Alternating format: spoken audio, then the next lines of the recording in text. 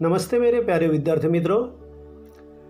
आज हम हिंदी लोक भारती 9वीं कक्षा दूसरी इकाई का 8वां पाठ उड़ान ये हम देखने वाले हैं। इसकी विधा है गजल। उड़ान के रचनाकार अर्थात गजलकार चंद्रसेन विराट जी है। पहले हम गजलकार का परिचय लेंगे।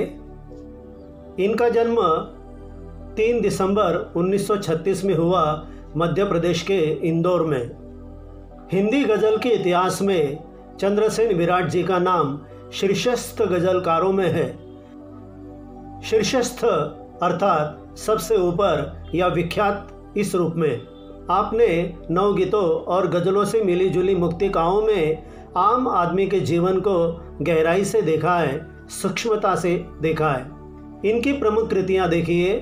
मेहंदी रची हथेली, स्वर के सोपान, मिट्टी मेरे देश की, धार के विपरीत आदि गीत संग्रह, आस्था के अमलतास, कचनार की टहनी, न्याय कर मेरे समय आदि ये उनके गजल संग्रह है। कुछ पलाश, कुछ पाटल, कुछ सपने, कुछ सच आदि मुक्तक संग्रह। पद्य संबंधी गजल। क्या ये गजल? गजल एक ही बहर और वजन के अनुसार लिखे गए शेरों का समूह है। इसके पहले शेर को मतला यानी जहाँ से शेर का आरंभ होता है, उदय होता है, उसे मतला कहते हैं, और अंतिम शेर को मक्ता कहते हैं। जहाँ पर शेर समाप्त होता है उसे अंतिम पद को मक्ता कहते हैं। प्रस्तुत रचनाओं में विराट जी ने स्वाभिमान, विनम्रता, हौसलों, बुलंदी का मतलब होता है ऊंचाई, दूरदृष्टि जैसे अनेक मानवीय गुणों को महत्वपूर्ण स्थान दिया है। अब हम बढ़ते हैं इस पाठ की ओर जिसका नाम है उड़ान। विद्यार्थी मित्रों, मैंने पिछली वीडियो में भी बताया था कि यदि हमें वीडियो का पूरा लाभ लेना है तो सबसे पहले एक अच्छे खासे ईयरफोन का हमें प्रयोग करना चाहिए और मोबाइल को हमेशा आड़ा पकड़ना चाहिए। आइए अब हम पाठ की ओर बढ़ते हैं। गज़ल साहित्य लेखन का एक बड़ा ही सुंदर प्रकार है। कई बार फिल्मों में भी गज़लों को लिया जाता है। विद्यार्थी मित्रों, जिन शब्दों के नीचे मैंने अधोरेखांकन किया है लाल स्याही से स्पष्टीकरण देते हुए उनका अर्थ मैं बतलाया करूँगा, आप उसे ध्यान में रखिएगा। अंधेरे के इलाके में किरण मांगा नहीं करते, जहाँ हो कंटकों का वन सुमन मांगा नहीं करते। कई बार हमारे आसपास ऐसी परिस्थितियाँ उत्पन्न हो जाती है कि चारों तरफ हमें अंधकार सा नज़र आता है, कोई उपाय नज़र नहीं आता है, प्रतिकूल परिस्थितियाँ पैदा हो जाती है। इलाका मतलब क्षेत्र, तो चारों तरफ हर क्षेत्र में हमें अंधेरा ही अंधेरा नज़र आता है। तो क्या हम ऐसे समय कोई किरण की उम्मीद करेंगे? कोई हमें रोशनी देगा? कदापि नहीं। उसी प्रकार जहाँ पर चारों तरफ कंटकों का वन है, कांटों का वन है, चारों तरफ कांटे ही कांटे बिखरे हुए हैं, वहाँ पर सुमन मांगा नहीं करते। उस समय तुम ये अपेक्षा बिल्कुल नहीं कर सकते कि तुम्हें कोई फूल देगा या तुम्हें फूलों का मार्ग दिखाई देगा। फिर इसका अर्थ क्या होना चाहिए? एक तो तुम्हें सहन करना होगा, अपनी सहनशीलता तुम्हें दिखानी होगी, हालात से समझौता करना होगा, या फिर इस परिस्थितियों से बाहर आने के लिए या इन परिस्थितियों से बाहर आने के लिए स्वयं तुम्हें कोशिश करनी होगी। जिसे अधिकार आदर का झुका लेता स्वयं मस्तक, नमन स्वयमेव मिलते हैं, नमन मांगा नहीं करते। हम जब अपना जीवन यापन करते हैं तो हम अपने आसपास ऐसे भी लोग देखते हैं कि जिनका हमें अनुकरण करना चाहिए, और जो लोग सचमुच आदर के योग्य होते हैं, पूजन के योग्य होते हैं, उनके अंदर विनम्रता की भावना कूट कूट कर भरी हुई होती है।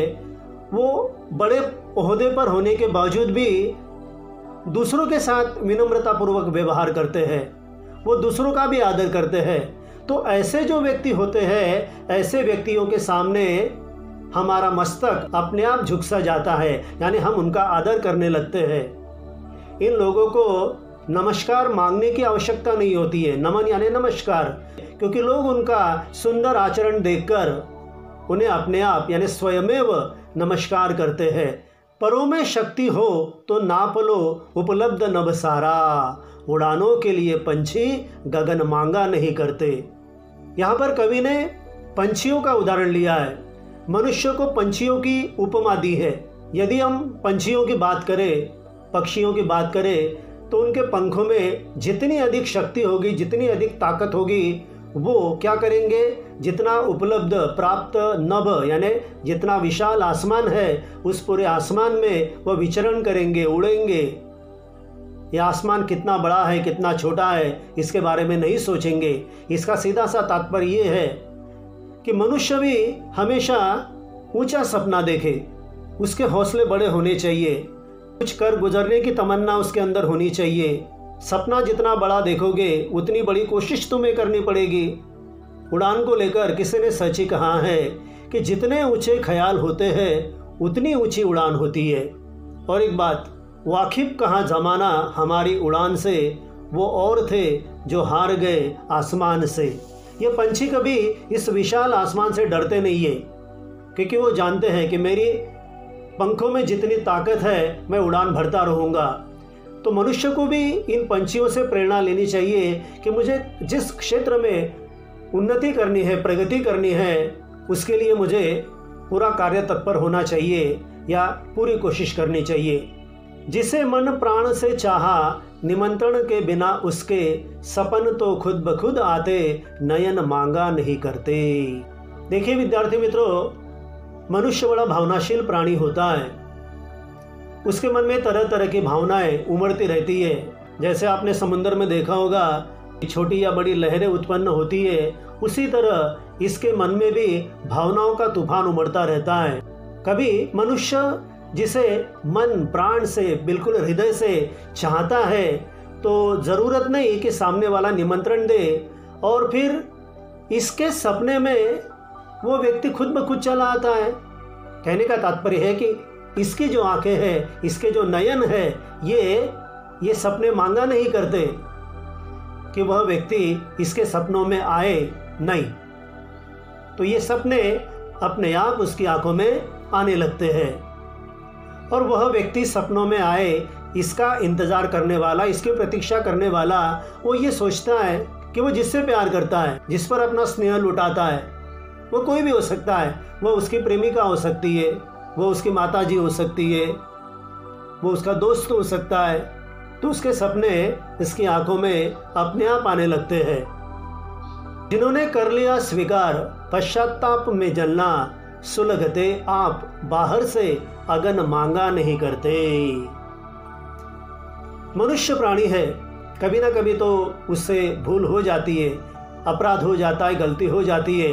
लेकिन अपराध हो जाने के बावजूद भी अगर वो ये कहे कि हो गया मुझसे अपराध, हो गई मुझसे गलती, ये अकड़, ये घमंड अगर उसके अंदर है तो वह मनुष्य नहीं हो सकता। सच्चा मनुष्य तो वो है कि कोई अपराध हो जाने पर, कोई गलती हो जाने पर उसे उस बात का पछतावा हो, पश्चाताप उसके मन में पैदा होना चाहिए कि वो उसमें जलने लगता है, सुलगने लगता है।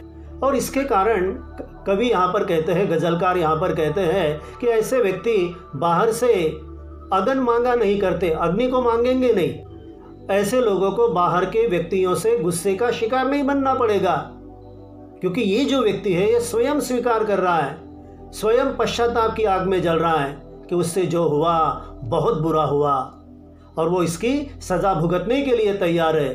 तो हो सकता है कि सामने वाला भी उसे माफ कर दे, लेकिन पश्चाताप की भावना मन में पैदा होनी जरूर चाहिए। आगे बढ़ते हैं। जिसकी ऊंची उड़ान होती है उसको भारी थकान होती है। बिल्कुल सही है। भारत के भूतपूर्व राष्ट्रपति डॉक्टर APJ कलाम अक्सर कहा करते थे कि मनुष्य को बड़ा सपना देखना चाहिए। अगर कोई पंछी ऊंची उड़ान भरता है अपने पंखों के माध्यम से, मानो वह आसमान को चुनौती देता है, उड़ता ही रहता है, उड़ता ही रहता है, उसी तरह कोई मनुष्य अपना कोई सपना साकार करने के लिए प्रयास करता ही रहता है, करता ही रहता है। तो हो सकता है कि उसे भारी थकावट महसूस हो। जो बात पंछी पर लागू पड़ती है मनुष्य को भी लागू पड़ती है और ये स्वाभाविक है। बोलता कम जो देखता ज्यादा, आंख उसकी जुबान होती है। हमारे आसपास कुछ लोग ऐसे भी होते हैं, ज़्यादा बोलेंगे नहीं, बोलने पर उन्हें ज़्यादा विश्वास नहीं होता, वो करके दिखाएंगे। बड़े ही कर्मशील ऐसे व्यक्ति होते हैं, और जब हम इनकी आंखों में देखते हैं तो उनकी आंखें मानो बोलती है, मानो भले ही वो अपने मुंह से कुछ ना कहे, लेकिन उनकी आंख ही उनकी जुबान होती है। कहने का मतलब ये है कि उनकी आंखों में हमें कई प्रकार के अनुभव झलकते हैं। कई सारे लोग हम ऐसे भी देखते हैं कि हमेशा बेवजह बकबक करते रहते हैं, बोलने में ही हमारी सारी ऊर्जा, सारी शक्ति गंवा बैठते हैं। लेकिन अपने काम से काम रखने वाले व्यक्ति बोलने पर ज़्यादा विश्वास न करते हुए अपने कार्य को प्रधानता देते हैं, और ऐसे लोगों की आंखें ही उनकी जुबान होती है, उनकी वाणी होती है। बस हथेली ही हमारी हमको धूप में साइबान होती है। कई बार ऐसे हालात पैदा हो जाते हैं किसी मनुष्य के लिए, वह किसी बात को लेकर मुश्किल में पड़ जाता है, उससे बाहर निकलने का कोई रास्ता उसको नज़र नहीं आता है।